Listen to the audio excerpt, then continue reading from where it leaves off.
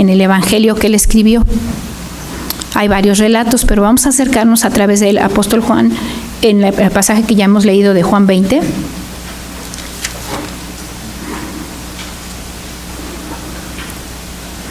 Y en este mismo capítulo 20, al final del capítulo 20, podemos ver el propósito que tenía Juan al escribir. Al escribir todo su evangelio, él tuvo un propósito. Y entonces podemos leer en los versículos 30 y 31 el propósito de Juan al escribir este evangelio. Dice: hizo además Jesús muchas otras señales en presencia de sus discípulos, las cuales no están escritas en este libro, pero estas se han escrito para que creáis que Jesús es el Cristo, el Hijo de Dios, y para que creyendo tengáis vida en su nombre. Entonces él dice, hizo muchas señales, pero estas señales que se han escrito en este evangelio están con un propósito: para que creáis que Jesús es el Cristo, el Hijo de Dios, y para que creyendo tengáis vida en su nombre. Entonces, por eso es que este evangelio es diferente a los otros evangelios, porque solo relata las señales que indican que Jesús es el Cristo, el Hijo de Dios. La intención última de Juan es que creamos que Jesús es el Cristo, el Hijo de Dios. Así que, de todos los recuerdos que Juan tiene del ministerio de Jesús, elige escenas particulares para su propósito particular. Aunque por otros relatos, como hemos leído en Lucas, sabemos que hubo un grupo de mujeres, él escoge solamente a María Magdalena para el recuento de esta historia y presenta evidencias de la resurrección mediante todos los detalles que describe, como estaremos revisando. Vamos a recordar lo que ya hemos visto en esta semana. Desde el domingo pasado, ¿sí? Empezamos un domingo muy emocionante. Entró Jesús triunfante a Jerusalén y había mucha emoción, júbilo, gritos. Después, todos los que estuvimos presentes en todos los cultos de la semana pudimos revisar, por ejemplo, la autoridad de Jesús cuando echó fuera del templo a los cambistas y a los vendedores, cuando maldijo a la higuera estéril, cuando estableció su verdadera autoridad frente al Sanedrín. También recordamos cuando buscaron a Jesús los griegos y que Jesús dijo que su hora había llegado para ser glorificado, que era necesario que muriera. Luego llegamos al momento en que celebró la Pascua, la última Pascua con sus discípulos. Pensamos en su tristeza, su angustia. Vemos el momento de su detención, de su juicio. Por fin llegamos al punto más triste de la historia, el momento de la crucifixión y muerte de Jesús. Podemos tratar de imaginarnos el sentimiento de desesperanza y de confusión de los discípulos del Señor. ¿Qué pasó? ¿Acabó todo con la muerte de Jesús? ¿Verdaderamente este es el fin? ¿Qué pensamientos y sentimientos tendrían los amigos de Jesús? Las mujeres que habían acompañado a Jesús en todo su ministerio no lo abandonaron ni en su muerte. Estuvieron al pie de la cruz, en su sepelio cuando lo estaban introduciendo a la tumba, y deseaban mostrarle sus últimos respetos al ungirlo. Era lo último que podrían hacer por Jesús para mostrar su amor por él. Así que el relato empieza diciendo: el primer día de la semana, María Magdalena fue de mañana, siendo aún oscuro, al sepulcro. El primer día de la semana para los judíos es el domingo. Por eso nosotros estamos haciendo este culto el domingo. El Señor Jesús fue depositado en la tumba el viernes, a punto de empezar el día de reposo, porque para los judíos el día de reposo empieza al atardecer del viernes y acaba al atardecer del sábado. Por eso es que pasó toda la noche del sábado y el domingo temprano por la mañana las mujeres querían ir a ungir el cuerpo de Jesús y tenía que ser hasta el domingo por la mañana. María Magdalena se llama así porque venía de una región que se llama Magdala. Hay varias menciones, casi siempre está mencionada María Magdalena en referencia a la crucifixión o a la resurrección. Sabemos que de ella habían salido 7 demonios. A partir de ese momento siguió a Jesús con todo su amor. Podemos suponer que era muy temprano por la mañana, ¿sí? Dice, siendo aún oscuro, y podríamos suponer, eso no lo podemos asegurar, pero podríamos suponer que del grupo de mujeres ella se adelantó. Por eso es que todavía estaba oscuro y por eso es que ella llega primero. Juan da por sentado que sus lectores conocen los otros relatos de la resurrección, ¿sí? Por eso es que sabemos que había más mujeres, pero Juan se concentra en la actuación de María Magdalena, aunque María Magdalena, si vemos en el versículo 2, cuando dice no sabemos, implica que hay varias mujeres, ¿sí? Ahora, ¿dónde enterraron el cuerpo de Jesús? La tumba, acuérdense que era una tumba prestada de José de Arimatea, ¿sí? Y eso lo podemos ver inmediatamente en el capítulo 19. En el versículo 40 del capítulo 19 dice, tomaron pues el cuerpo de Jesús y lo envolvieron en lienzos con especias aromáticas, según es costumbre sepultar entre los judíos, y en el lugar donde había sido crucificado había un huerto, y en el huerto un sepulcro nuevo, en el cual aún no había sido puesto ninguno. Entonces, ellas habían estado presentes cuando habían introducido el cuerpo de Jesús allí. Y bueno, en el relato de Marcos podemos ver que las mujeres se preguntaban, ¿cómo le vamos a hacer para ungir el cuerpo de Jesús si está tapada la tumba con una gran piedra? Y entonces, en esta resurrección sorprendente viene la primera sorpresa del día. Dice ahí el versículo 1 del capítulo 20 al final, que María vio quitada la piedra del sepulcro. La piedra había sido movida de su lugar. Este hecho de ver la piedra movida, pues debió de haber sido motivo de gozo, pero no. O sea, ya se había resuelto el problema de cómo entrar. O, si el Señor Jesús se había resucitado, ellas debieran estar felices, las mujeres, pero en María provocó temor. Le sorprendió, pero negativamente. Seguramente pensó María, ¿no? Ante la tumba abierta. Los enemigos de Jesús han vuelto a atacar. No solo lo mataron, sino que volvieron y robaron el cuerpo del Señor. Ahora ni su cuerpo tenemos, toda una profanación. Bueno, nosotros sabemos que la piedra fue removida no para que saliera el cuerpo resucitado de nuestro Señor, ya que posteriormente vemos en el versículo 26 que Jesús entró a un recinto con las puertas cerradas. El Señor Jesús no necesitaba que le abrieran la tumba, pero la piedra removida es una señal. Es una señal, nos señala el triunfo de Jesús sobre la muerte. Venció a la tumba, la muerte no podía retenerlo, era una señal. Y era necesario que la piedra fuera removida para que entraran y vieran que el cuerpo de Jesús no estaba. Entonces María tuvo una reacción emocional, sale corriendo. No sabemos, aquí en el relato bíblico no sabemos si en ese momento María se asomó a ver. Solamente nos menciona que tan pronto como vio la piedra removida, salió corriendo a ver a los discípulos. Y llegó con Simón Pedro y con Juan, el otro discípulo, aquel al que amaba a Jesús. Sabemos que es Juan porque él mismo se identifica a sí mismo como aquel al que amaba a Jesús. Parece que Simón Pedro sigue siendo el líder del grupo, aún a pesar de la negación de Jesús, que hizo de Jesús. Y está junto con Juan. Esa es la reacción de María, ir y decirles, la tumba está abierta, la piedra ha sido quitada. Hasta este momento no ha pensado ni siquiera por un momento en la posibilidad de la resurrección. ¿Por qué? ¿Por qué? Y les dijo, se han llevado del sepulcro al Señor, no sabemos dónde lo han puesto. ¿Por qué razón María supuso que se habían llevado el cuerpo del Señor? ¿Por qué su primer pensamiento no fue que había resucitado? El Señor Jesús lo había predicho. Las Escrituras lo habían predicho.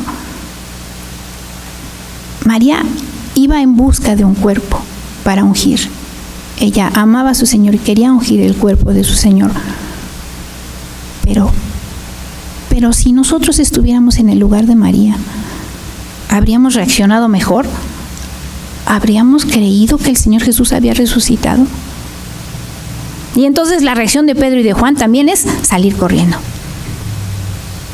¿Le habrían creído? Dice el recuento de Lucas que pensaban que era locura cuando dijeron que el Señor Jesús había resucitado. Pensaron que María Magdalena estaba loca. Lo que sí es que ellos se fueron. Ellos tenían que cerciorarse y salieron corriendo. Y dice la escritura, corrían los dos juntos, pero el otro discípulo corrió más aprisa que Pedro y llegó primero al sepulcro. El otro discípulo es el que escribe, es Juan, ¿no? Y entonces salen al sepulcro corriendo. ¿Por qué razón corrió Juan más deprisa que Pedro? Esta es una especulación basada en la edad. Sabemos que Juan era más joven y entonces por eso llega primero a la entrada del sepulcro. Se asoma y ve, pero no entra. Juan se queda en la entrada. Dice, bajándose a mirar, vio los lienzos puestos allí, pero no entró. No entró. Ahí se quedó Juan. No entró. Luego llegó Simón Pedro tras él y entró en el sepulcro y vio los lienzos puestos allí. Se encontraron otra sorpresa. Que la tumba no estaba completamente vacía. ¿Por qué? Porque encontraron los lienzos y el sudario de Jesús. A veces decimos, la tumba está vacía, pero ¿saben qué? Juan pone los lienzos y el sudario como una señal. Porque, vean, dice 2 veces los lienzos puestos allí. En el versículo 5 y en el versículo 6, Juan dice, los lienzos puestos allí. Y entonces un comentarista dice acerca de este asunto de los lienzos puestos allí, que habían sido colocados adrede en ese lugar. Y si quisiéramos decirlo de otra manera, podemos decirlo así. Después de levantarse, Jesús arregló su cama. Entonces, allí estaban los lienzos, estaban colocados a propósito así. Y la explicación del sudario cumple la misma función, establecer que fue colocado por alguien a propósito, enrollado en un lugar aparte. Dice, el sudario que había estado sobre la cabeza de Jesús, no puesto con los lienzos, sino enrollado en un lugar aparte. ¿Sí? Cuando Juan llegó a la tumba, cautelosamente se quedó fuera y miró adentro. Tal vez quería que Pedro estuviera con él al entrar en el sepulcro. ¿Qué vio Juan? Los lienzos sobre la piedra de la tumba, pero no había violencia, no parecía un robo, pero los lienzos estaban vacíos. Juan se quedó cautelosamente esperando a Pedro. Pedro llegó y sin detenerse a pensarlo entró a la tumba, tal como se esperaría de él. También vio los lienzos vacíos y el sudario que había estado en la cabeza de Jesús, cuidadosamente enrollado y a un lado. Ahora, los que robaban tumbas no desenvolvían con cuidado el cadáver para dejar atrás los lienzos nítidamente arreglados. Es más, con la presencia de las especies entre los pliegues de los lienzos hubiera sido casi imposible desenvolver un cuerpo sin dañar la tela. ¿Por qué? Porque se les ponían mirra y aloes. Dice en Juan 19, que ya habíamos visto donde está la descripción de la tumba, dice en el versículo 39, también Nicodemo, el que antes había visitado a Jesús de noche, vino trayendo un compuesto de mirra y de aloes como 100 libras. Como 100 libras en las medidas bíblicas son como 32 kilos. Son muchos, o sea, se le puso mucho al cuerpo de Jesús y los lienzos quedan como pegados. Por eso es que es muy difícil pensar que cómo es que los lienzos quedaron tan bonitos arreglados. La única manera en que esos lienzos podían haber sido dejados en esa condición es si Jesús los hubiera atravesado al resucitar de los muertos. Entonces los lienzos puestos allí y el sudario enrollado aparte también son parte de las señales, de las evidencias que Juan nos presenta para cumplir con su propósito, para que creamos que Jesús es el Cristo. Y entonces, cuando entra Juan, dice el versículo 8, entonces entró también el otro discípulo que había venido primero al sepulcro y vio y creyó. Al escribir este relato, nosotros lo tenemos en español, tenemos 3 verbos que dicen vio. En Juan 25 dice, y bajándose a mirar, vio los lienzos puestos allí. Allí está Juan viendo. Pero ese verbo de vio significa nada más echar un vistazo. Nosotros no lo podemos percibir porque en nuestra traducción pusieron siempre vio, pero son diferentes verbos en griego. Entonces es muy interesante que Juan, la primera vez que vio, nada más echó un vistazo. Luego en el versículo 6, cuando Pedro va y ve, dice, cuando llegó Pedro y vio los lienzos puestos allí, allí sí significa mirar cuidadosamente, observar, en el versículo 6. Pero luego en el 8, cuando entra Juan y ve otra vez, es este ver de percibir con comprensión inteligente, ver y saber. Y entonces eso fue lo que pasó con Juan cuando por fin entró, vio y comprendió. Vio y creyó. ¿En qué creyó? En que Jesús había resucitado de los muertos. Y él da testimonio aquí en su evangelio que él vio y creyó. ¿Quién sabe si él habrá sido el primero que verdaderamente creyó que Jesús había resucitado? Porque de Pedro no lo sabemos, porque Pedro nada más se salió, y de María nos vamos a dar cuenta que todavía no había creído que Jesús había resucitado de los muertos. Y es muy interesante este comentario de Juan, de este versículo 9, porque aún no habían entendido la Escritura que era necesario que Él resucitase de los muertos. Y aquí estamos recordando todo lo que hemos estudiado en la semana. En la semana hemos hablado de este concepto de la metanarrativa y hemos hablado de que el tema central de toda la Biblia es Jesús. El tema central de toda la historia de la humanidad es Jesús, su vida, su muerte y su resurrección. Entonces, en la Escritura ya estaba profetizado este evento, pero ellos no lo habían entendido. Ahora, los discípulos solamente tenían las Escrituras del Antiguo Testamento. Cuando aquí dice la Escritura, pues no es como nosotros que tenemos Antiguo y Nuevo. Así que solamente tenían el Antiguo Testamento. La iglesia inicial, los primeros creyentes en Cristo, para testificar de Cristo, usaban el Antiguo Testamento. Y hay algunos pasajes que testifican acerca de la resurrección de Jesús, como en el Salmo 2, que dice: yo publicaré el decreto, Jehová me ha dicho, mi hijo eres tú, yo te engendré hoy. También en el Salmo 16 hay un versículo, dice: porque no dejarás mi alma en el Seol, ni permitirás que tu santo vea corrupción. En el Salmo 110, Jehová dijo a mi Señor: siéntate a mi diestra hasta que ponga a tus enemigos por estrado de tus pies. En Isaías 53:10, cuando dice vivirá por largos días, se interpreta como una predicción de la resurrección de Cristo. Jesús mismo, al hablar de Jonás, que estuvo en el vientre del pez 3 días, es para ilustrar su propia muerte, sepultura y resurrección. Y así hay más pasajes y todas las historias de los tipos de Cristo que nos señalan la muerte y la resurrección de Jesús. Pero ellos no habían entendido la Escritura, que era necesario que Él resucitase de los muertos. Y como lo hemos visto en toda la semana, cuando dice que era necesario, es que era necesario para la culminación de la obra de redención del hombre, la culminación de la obra que Jesús vino a hacer esta tierra como representante nuestro. Tenía que cumplirse la agenda divina, lo que Jesús ya sabía que tenía que hacer. El plan de redención establecido por la Trinidad en la eternidad pasada, desde antes de la fundación del mundo. La resurrección de Cristo no hace más que confirmar la verdad de las Escrituras. Por eso es que era necesario que Jesús resucitara para cumplir las Escrituras. Y entonces el cumplimiento de las Escrituras también son una señal. Los discípulos se regresaron a su casa.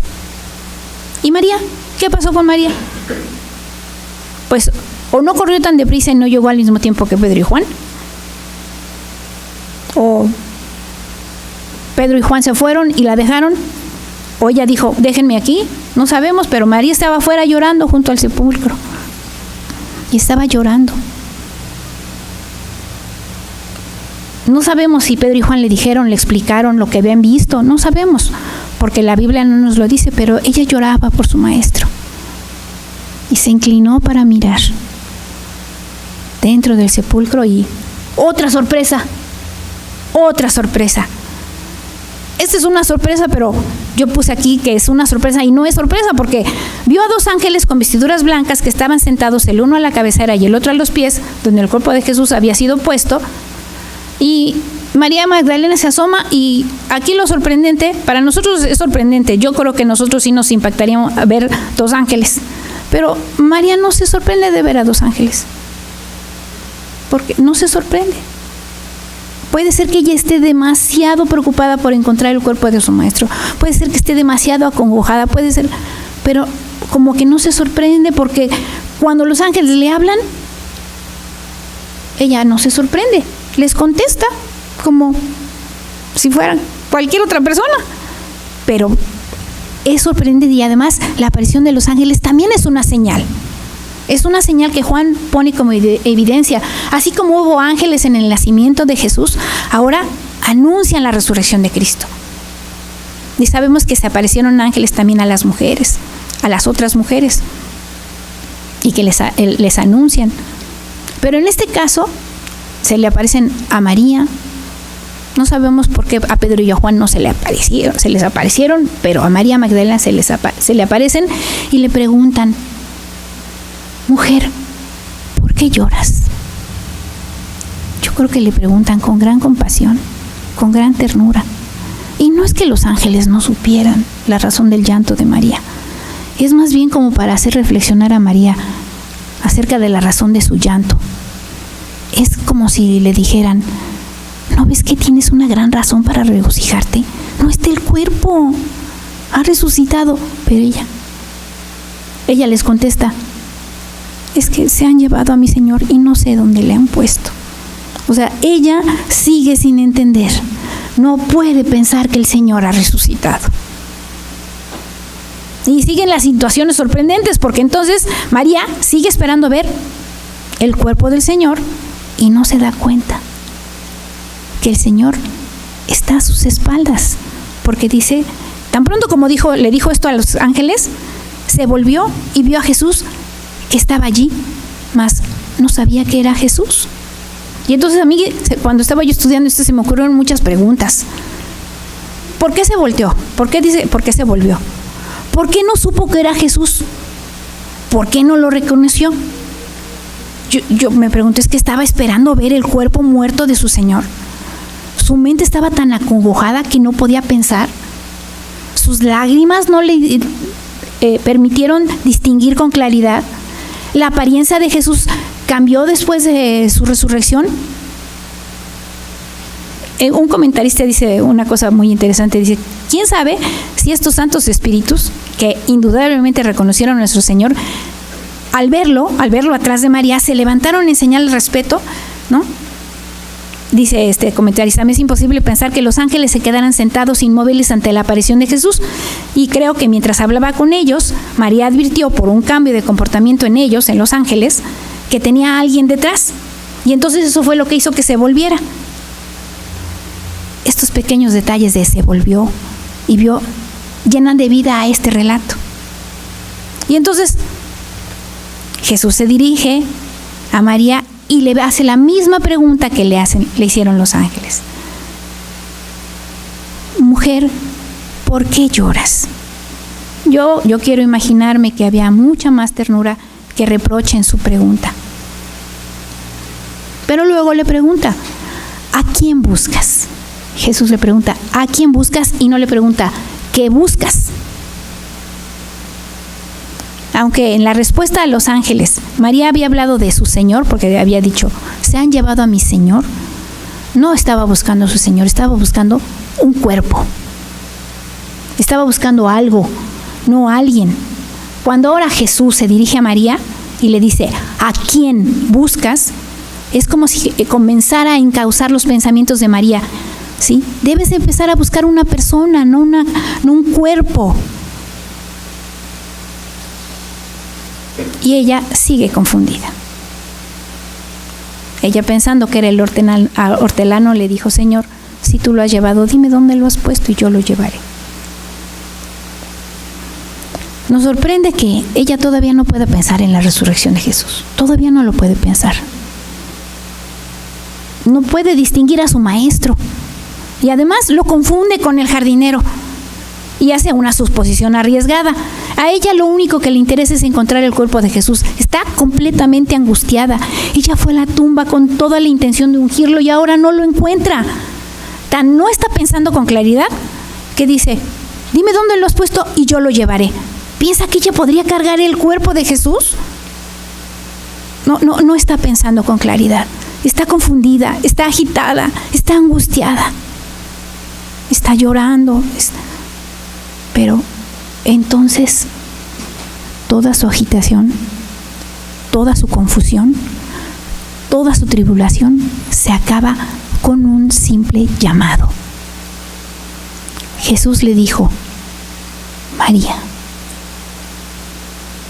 Él la llama por su nombre. Todo lo que tuvo que hacer Jesús fue decir su nombre. Y María inmediatamente lo reconoció. Sus ovejas oyen su voz, reconocen su voz y Él las llama por su nombre. Eso dice Juan 10. El buen pastor llamó a su oveja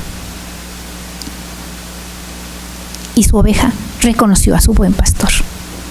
Porque el poder del llamamiento no está en quien lo recibe, sino en quien lo hace. Y el llamamiento lo hizo Jesús. Jesús le dijo por su nombre: María.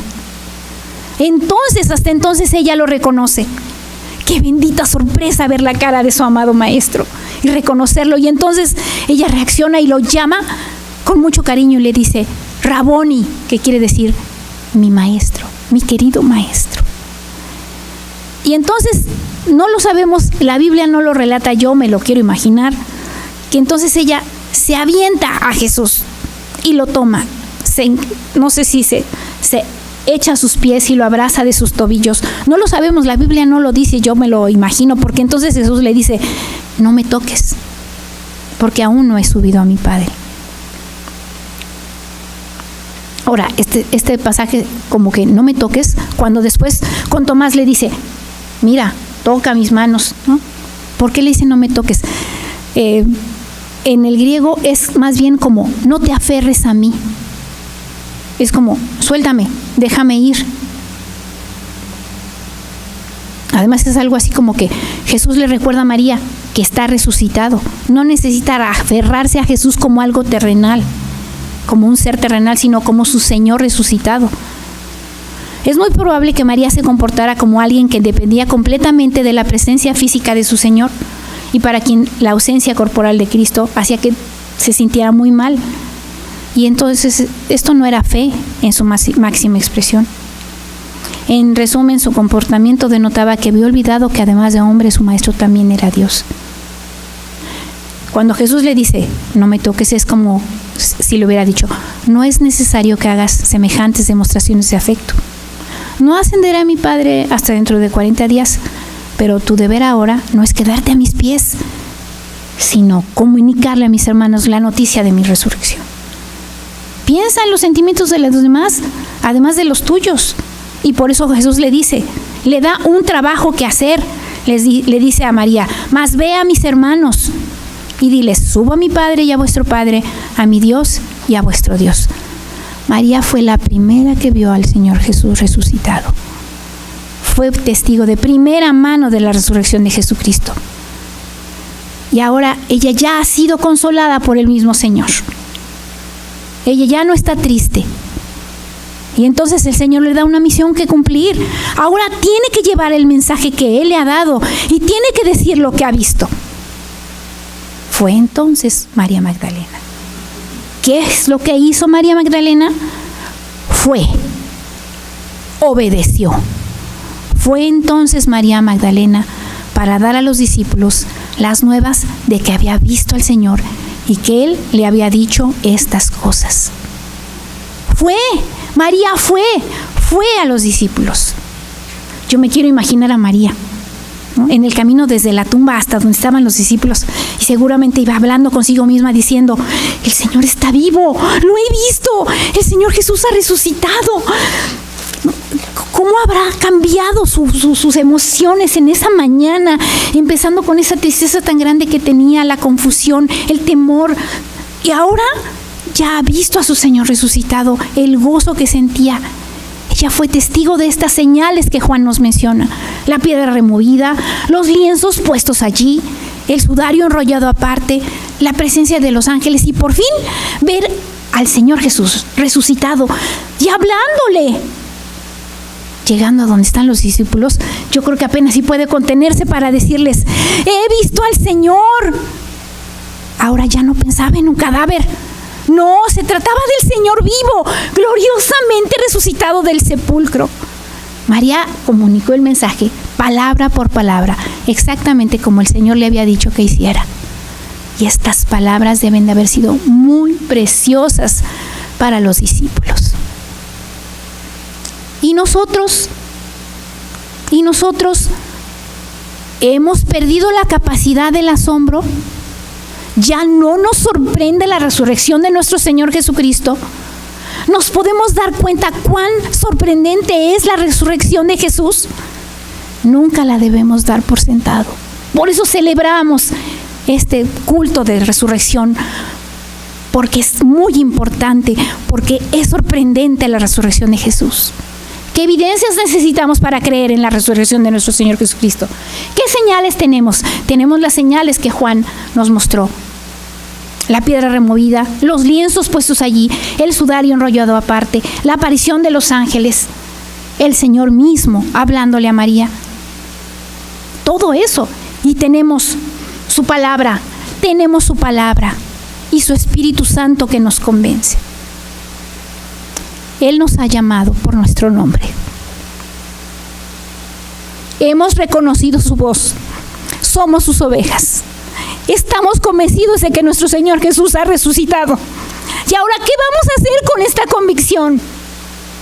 Debemos ir y dar el mensaje. Nosotros tenemos una misión que cumplir. Decirle al mundo que Jesús está vivo, que verdaderamente ha resucitado. Amén. Vamos a orar. Señor, nos conmueve mucho pensar en ti Jesús resucitado. Tu palabra hace mella en nuestro corazón. Y ahora, teniendo este mensaje que entregar, Señor, danos, Señor, tu Espíritu Santo en plenitud para que podamos ir a todas partes y comunicar que estás resucitado y vivo y vives en nuestro corazón, Señor. Permite que este día sea un día de gozo, de alegría, de bendición para todos, porque estamos recordando que nuestro Señor Jesús verdaderamente ha resucitado. Te agradecemos, Señor, que podemos celebrar esta resurrección tan preciosa,